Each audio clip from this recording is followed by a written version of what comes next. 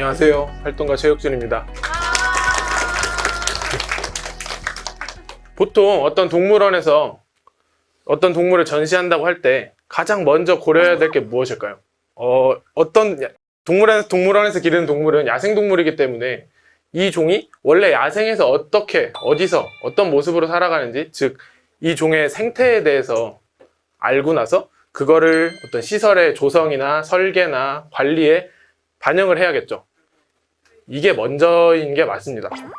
근데 현실의 동물원에서는 실상 이것보다도 또는 이것보다 먼저 고려하는 것 중에 하나는 이제 그 나라에서 정하는 최소 시설 기준이 있는가, 그리고 그게 얼마나 되는가를 보는 게 이제 또 가장 먼저 고려하는 것 중에 하나입니다. 최소 시설 기준이라는 말이 조금 생소하실 수도 있는데요. 일단은 다양한 종을 동물원이 전시를 할 텐데 각 종마다 특성이 다르기 때문에 그 종에 이제 적합한 최소한의 복지 수준을 이제 보장하려는 목적을 가지고 있습니다.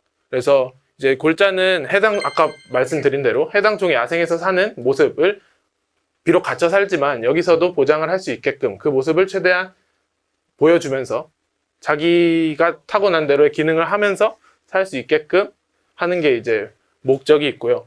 그 최소 시설 기준이라는 게 우리나라, 그리고 우리나라는 외국에 비해서 어떤지, 우리나라 자체의 기준은 어떤지, 그리고 제일 중요한 동물에게 어떤지를 한번 보려고 합니다. 저희는 오늘 제규어 한 종의 기준만을 가지고 이제 우리나라, 그리고 소위 이제 동물복지 선진국이라고 부르죠. 스위스의 기준을 비교를 해볼 거예요. 먼저 제규어가 야생에서 어떻게 사는지 짤막하게 알아보고 가겠습니다. 제규어는 일단 중앙아메리카부터 남아메리카까지의 이 열대우림, 항상 덥고 습한 열대우림 지대에 사는 동물입니다. 그리고 고양이과 동물들이 다 그렇듯이 새끼를 기르는 엄마나 아니면은 짝짓기 시기에 한 며칠 정도를 제외하면 기본적으로는 단독적으로 생활하고 각자의 영역, 각자의 생활 공간을 가지고 생활하는 동물이에요. 근데 또 여느 고양이과 동물과는 다른 점도 갖고 있는데 호랑이처럼 물을 좋아해서 물에서의 활발한 활동도 이제 보여주는 편이고요. 이렇게 사진처럼. 그리고 이제 대형 육식동물이다 보니까 굉장히 넓은 영역을 갖고 삽니다. 그래서 그 넓은 영역을 포함하고 있는 다양한 환경 요소들, 뭐 시내도 있을 수 있고 강도 있을 수 있고 습지도 있을 수 있고 뭐 그냥 숲도 있을 수 있고 다양한 이런 환경 요소들을 전부 다 항상 돌아다니면서 살아가는 동물이에요. 그래서 뭐 숲 바닥을 걸어 다닐 수도 있고 아까 본 것처럼 수영을 할 수도 있고, 그리고 지금 사진에서 보는 것처럼 나무 위에서의 활동도 이제 나무도 잘 타고 올라가 있는 것도 좋아하고 고양이과 동물들처럼. 그리고 일단은 이 남미 생태계의 최상위 포식자입니다. 그래서 정말 다양한 먹이 동물들을 다양한 방식으로 사냥을 하는 동물인데 자기보다 작은 초식 동물은 물론 자기보다 큰 다른 포식자까지 방법이 다르겠죠. 사냥하는 방법이. 이런 다양한 먹이 동물에 따른 다양한 사냥 방법들을 스스로 고민하고 그리고 시행착오를 겪으면서 이렇게 항상 바쁘게 사는 그런 동물입니다. 그럼 이제 우리가 스위스와 한국의 시설을 놓고 비교를 해볼 거예요. 얼마나 이 생태, 지금 간략하게나마 알아본 생태를 얼마나 반영하고 있는지. 먼저 제규어가 있어야겠죠. 제규어를 데리고 왔어요. 요 녀석이랑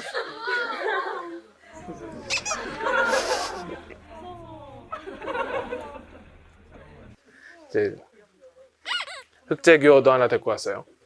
두 마리 데리고 온 이유는 보통 이제 해외에서는 두 마리 기준으로 시설을 잡습니다. 왜냐면 동물원에서는 보통 번식까지 고려를 하고 데려오기 때문에. 그래서 이 녀석들 데리고 왔고, 저희가 축소 모형을 사용할 거기 때문에 비례에 대한 말씀을 조금 드려야겠는데, 포유동물은 코끝부터 엉덩이 끝까지를 이제 몸 길이로 잽니다. 그래서 제규어 같은 경우는 작게는 1.1m에서 크게는 1.8m 정도까지 되는데 저희는 대충 중간값인 1.5m라고 잡았어요. 이 녀석의 코끝부터 엉덩이 끝까지를. 그리고 이제 거기에 비례한 이제 크기 모형을 이제 보여드리는 건데 스위스 먼저 보겠습니다. 스위스에서는 동물보호법에서 이런 시설 기준들을 야생동물을 포함한 뭐 반려동물, 농장동물, 실험동물까지 이 대부분의 그냥 스위스 안에서 이용되는 모든 동물들의 복지 기준을 이제 동물보호법에서 함께 정하고 있습니다. 그래서 제규어 같은 경우는 이제 근현종인 표범이나 눈표범이나 그리고 퓨마랑 함께 이제 시설이 똑같이 규정이 되어 있는데, 이제 지금 보시는 게 스위스에서 사용하는 시설 기준입니다. 그래서 지금 보면은 두 개체 기준으로 되어 있고요. 보셔야 할 점은 일단 넓이 그리고 높이 먼저 면적으로 제시를 해놨고, 실외 실내가 같이 있다는 점. 스위스는 추운 나라죠. 특히나 남미에 비교해서는. 그래서 추운데 살던 더운데 살던 동물이니까 당연히 추운 나라에 왔으면 실내 환경까지 같이 만들어줘야 된다는 걸 함께 명시를 하고 있고요. 그리고 단순한 면적만이 아닌 저기 끝에 보면은 이제 스페셜 리ኳ이어먼트라고 해서 특수 고려사항에서 각 종별 생태를 여기서, 그러니까 단순히 면적만으로는 생태를 완전히 보장할 수 없잖아요. 그냥 넓다, 덜 넓다, 좁다 이 정도밖에 할 수 없죠. 그래서 이 내부 환경을, 면적은 여기서 제시를 하고 내부 환경을 어떻게 꾸며야 되는지를 이제 스페셜 리ኳ이어먼트라고 하는 이 항목으로 항목화를 했어요. 어떤 종마다라기보다는 여기는 그냥 한 50 몇 번까지 있는데, 이 중에서 제규어에 해당하는 거는 저렇게 10가지 항목으로 제규어의 습성과 이제 행동, 생태를 이 사육시설 안에서 보장하도록 이제 규정을 하고 있습니다. 그래서 이게 뭔지를 보면서 저희가 이제 조성을 해볼 텐데요. 먼저 면적은 실외만을 가지고 왔습니다. 이 정도가 이제 이 녀석을 1.5m라고 두고 봤을 때 50제곱미터에 이제 높이 3m 정도 되는 시설이 이 정도예요. 그래서 이제 10가지 항목을 하나씩 보면서 이 환경 요소들을 저희가 더해 보도록 합시다. 2번은 아까 야생에서의 삶을 살펴볼 때 뭐가 있었죠? 나무를 탄다고 했죠. 그래서 나무와 바위가 있어야 됩니다. 바위도 하나 놓고 나무도 하나 놓죠.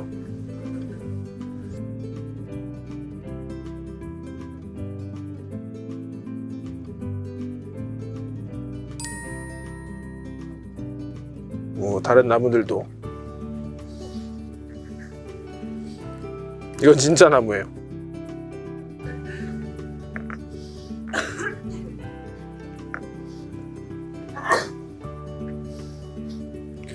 더 놔도 되지만 우리가 보는 건 최소 기준이기 때문에 이 정도만 놓고 계속 진행을 해볼게요.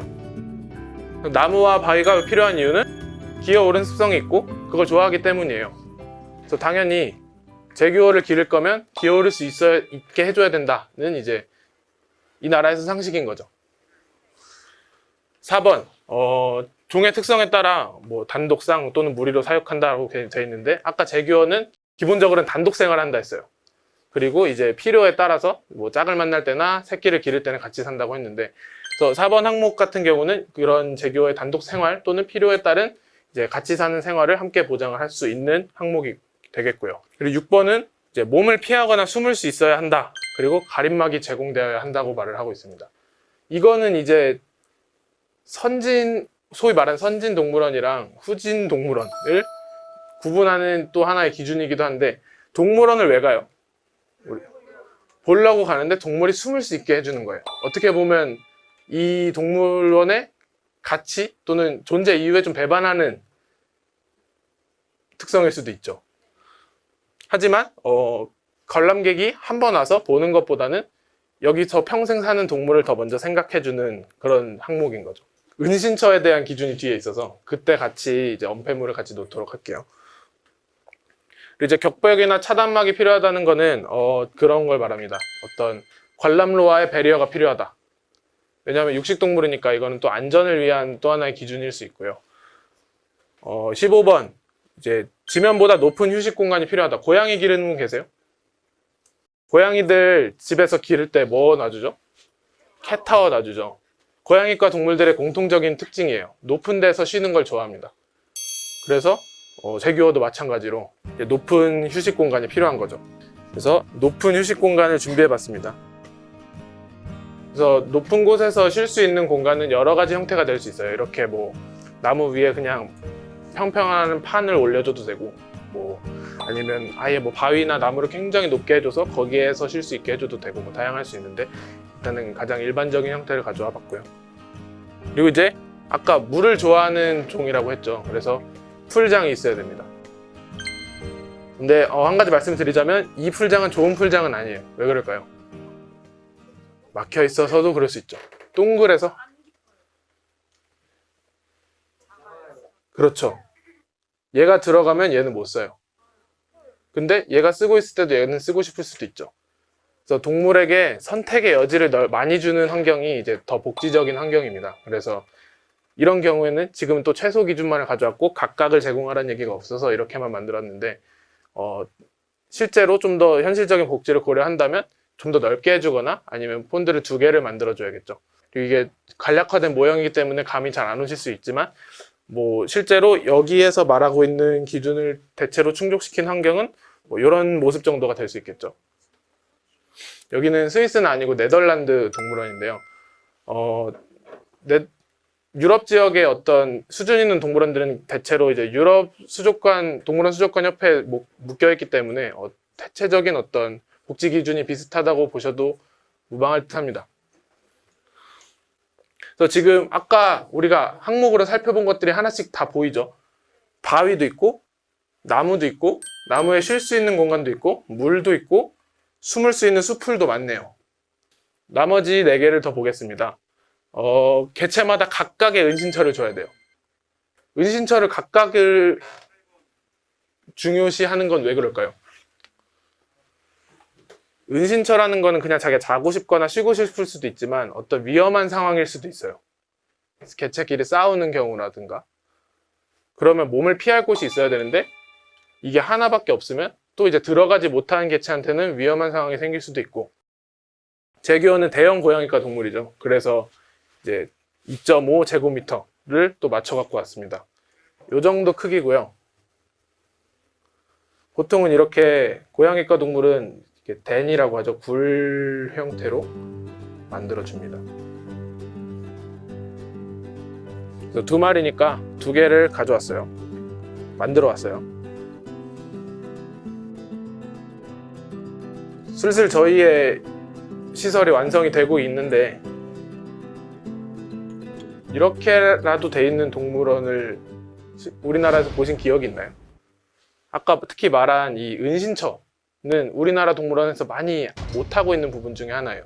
관람객들이 안 보인다고 자꾸 민원을 넣고 그러니까 이제 아직은 사람들 편을 들어주는 거죠. 그리고 이제 52번은 이제 방사장 표면이라고 하면 이제 바닥을 뭘 쓰냐를 말해요. 보통 이제 안 좋은 동물원 하면은 콘크리트 바닥을 많이 생각하는데, 콘크리트 바닥이 굉장히 널리 유해해요. 모든 동물한테. 발굽이든 저희 같은 패드로 걷든 뭐 이런 동물들한테 다 유해한데, 그래서 기본적으로는 흙바닥을 쓰는 게 이제 권장이 되고 있죠. 근데 이제 특히나 고양이과 동물 같은 경우는 발톱을 갈 수 있는 시설물을 추가적으로 마련해야 된다고 하고 있습니다. 먼 얘기가 아니에요. 다시 고양이로 돌아가 볼까요? 고양이들 뭐 놔주죠? 모래는 화장실. 스크래처 기둥을 놔주죠. 발톱 가르라고. 똑같아요. 그래서 우리는 나무들도 다 생나무를 쓰긴 했지만 뭐 바닥에 좀 긁으라고 이런 것도 몇 개 더 놔줄게요. 그리고 마지막, 먹이는 동물이 직접 노력해서 먹을 수 있는 방식으로 제공되어야 한다고 말했는데 이게 무슨 말일까요? 살아있는 먹이? 사냥? 살아있는 먹이를 주게 되면 그 먹이 동물의 복지에도 문제가 생기겠죠. 그래서 원칙적으로 동물원에서는 어떤 야생으로 나가야 되는 동물이 아니면은 그 생먹이를 주는 건 좀 지양하는 편이에요. 사냥은 못하지만 사냥할 때 얻는 똑같은 자극을 받도록 해야 되는 거예요. 그래서 아까도 악어를 잡을 때랑 카피바라를 잡을 때는 방법도 다르고 뭐 써야 되는 힘도 다를 거고 찾아야 되는 장소도 다를 거고, 이런 자극들을 동물원에서 비슷하게나마 이제 먹이를 줄 때 그냥 주는 게 아니라 이제 스스로 노력하고 고민하고 몸을 쓰고 머리를 쓰게끔 해서 줘야 된다는 거죠. 노력해서 먹는다는 거에 아주 일부분은 뭐 예컨대 이런 걸 말할 수 있겠죠. 그냥 바닥에 주거나 동물 입에 넣어주는 게 아니라 어디다 매달아 준다든지 아니면은 어디다 꽂아준다든지 뭐 이런 것들을 말할 수 있습니다. 그래서 뭐 행동 풍부화라고 하는 것들이죠. 그래서 이렇게 하면 스위스 시설이 완성이 됐어요. 이제 여기다 사르라고 하면 되겠죠. 근데 이 스위스 시설을 보셔도 딱 드는 느낌이 동물복지 강국이라면서 별로 안 넓죠. 지금 우리 대비 이 시청각실보다도 좁은 것 같아요.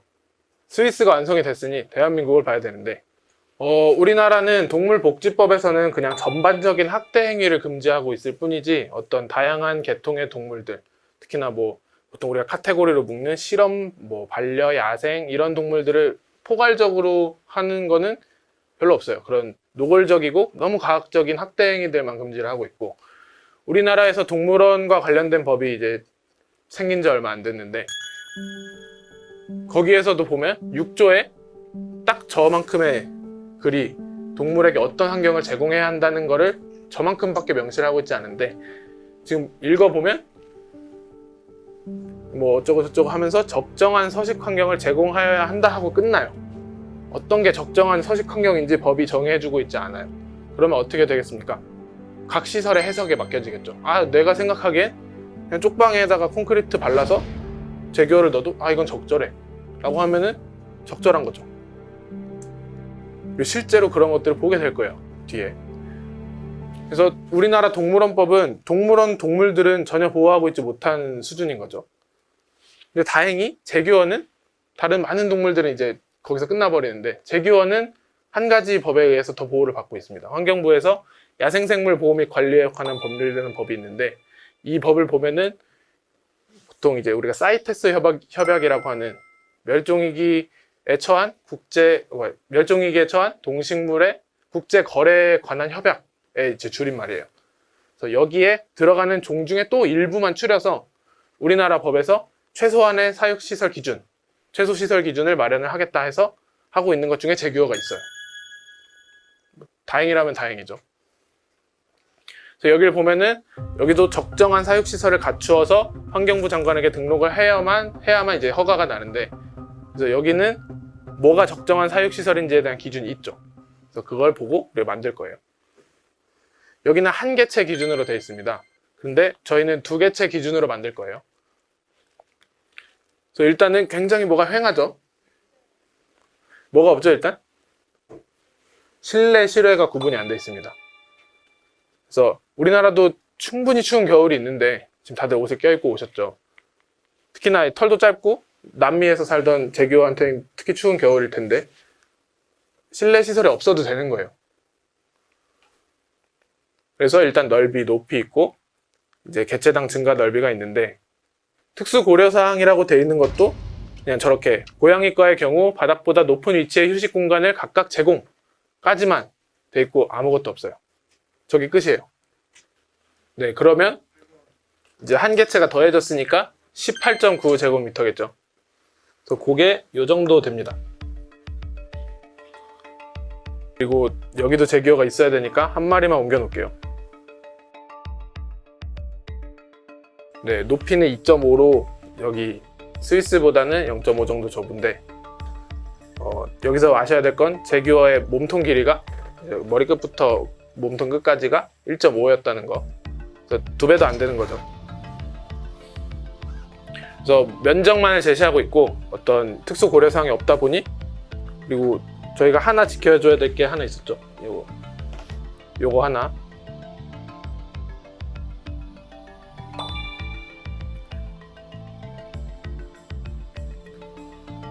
너무 편파적이다 라고 할까봐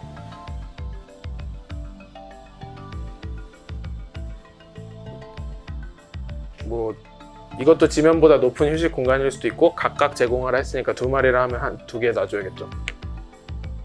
이거 하나 놓고 뭐 얘다 기분이다 하고 나무를 놔줘도, 이제 여기서 중요해지는 게 이제 넓이가 작다 보면 아무리 뭘 많이 넣으려 해도 한계가 있는 거죠.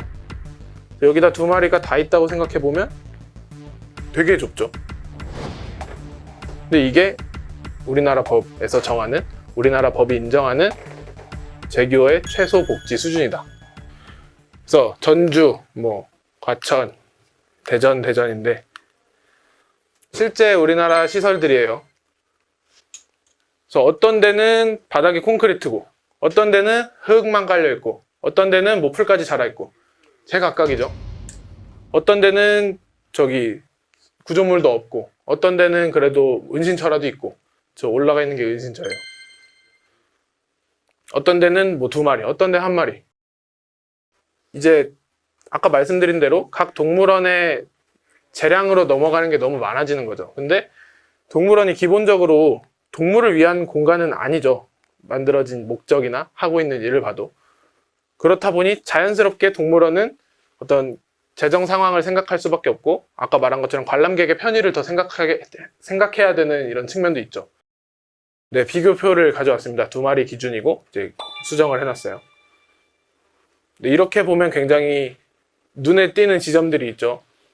일단은 스위스에서 실외 시설에 1마리가 추가될 때의 넓이보다 우리나라에서 1마리를 기를 때의 면적이 더 작아요. 아까 14제곱미터였죠. 근데 그러면은 스위스는 땅이 넓지 않냐 하고 말할 수 있지만 우리나라랑 면적 차이가 큰 나라가 아니에요. 그래서 보통 면적을 부피로 이제 보는데, 높이까지 곱해서 높이를 곱하게 되면은 실외 기준 3배 이상 차이가 나고요. 그리고 개체 추가 증축 면적도 3배 이상 차이가 나고, 그리고 사실 넓이보다도 거기를 어떻게 꾸며줄지가 이제 더 중요해지는 부분이 있는데, 그런 점에서 또 굉장히 부족하죠. 물론 스위스도 부족합니다. 50제곱미터? 이거는 재규어가 원래 돌아다니는 범위에 비해서는 정말 작은 수치예요. 암컷이 가지는 가장 작은 면적이 25제곱킬로미터예요. 수컷은 거기에 2배 이상을 가집니다. 그러면 정말 작은 수치지만 이제 얼마만큼을 베풀 용의가 있느냐의 차이인 거죠. 어차피 똑같이 부족하지만. 그래서 스위스의 재규어가 얼마나 있는지 모르겠지만, 아까 가까이만 봐도 네덜란드랑만 비교를 해봐도 같은 종이에요. 같은 습성을 타고났고 똑같이 야생에 갔다 온 적은 없지만 동물원에서 태어났기 때문에 그래도 내재된 이런 본능, 아니면은 어떻게 행동하려는 거에 대한 방향성은 어느 정도 다들 정해져 있는 똑같은 재규어들인데 다른 삶을 타게 되는 거죠. 사람들이 정해놓은 기준에 따라서. 우리나라 재규어들의 얼굴입니다. 물론 일부러 좀 그늘진 얼굴들만 가져왔지만, 우리나라의 이런 들쭉날쭉한 제각각의 시설에 살고 있는 재규어들도 응당히 풀장도 누리고 싶어 할 거고, 은신처도 가지고 싶어 할 거고, 이런 복잡한 나무 놀이터도 가지고 싶어 할 거예요. 그래서 어차피 전시동물 복지, 동물원 동물 복지는 야생에는 완벽히 다가갈 수가 없어요. 절대. 아까 넓이로만 봐도 그렇고, 어떤 자연의 복잡성이나 이런 걸 생각해봐도 사육 상태에서는 어차피 결국엔 부족한 환경이 될 건데, 어차피 똑같이 부족한데 얼마만큼 우리가 용인을 해줄 것인가, 얼마만큼 이 종이 비록 갇혀 살지만 야생에서의 습성, 야생에서의 행동을 할 수 있게끔 우리가 배려를 해줄 것인가의 문제예요. 당연히 동물이 편한 대로 해줘야 된다고 생각하기엔 현실의 벽이 많은 벽들이 있죠. 하지만 이제 결국에는 이 각 나라의 시민 수준, 시민들의 합의 수준에 따라서 이런 게 이제 따라서 올라가는 경향이 있습니다. 그래서 우리나라도 불과 한 2년, 3년 전까지만 해도 동물원 법이라는 것도 없었고, 그리고 한 5년, 6년 전으로 넘어가면은 동물원 동물 복지 같은 거를 보호단체에서 주로 다루지도 않았고요. 별로 관심을 갖지 않는 주제였는데 벌써 우리가 이만큼 왔습니다. 그래서 여러분 한 명 한 명이 저렇게 갇혀있는 재규어들한테 미치는 영향이 작다고 생각하실 수 있겠지만 저는 그렇게 생각하지 않습니다. 이 여러분 한 명 한 명의 의식이, 그리고 이런 부족한 환경을 보고 불편해할 줄 아는 이런 시각이 결국에는 정말 큰 변화로 돌아올 거예요. 과연 이제 여러분은 어디까지 동물들에게 최소한의 복지를 규정하고 베풀 용의가 있으십니까? 생각해 보실 수 있는 시간이 됐으면 좋겠습니다. 감사합니다.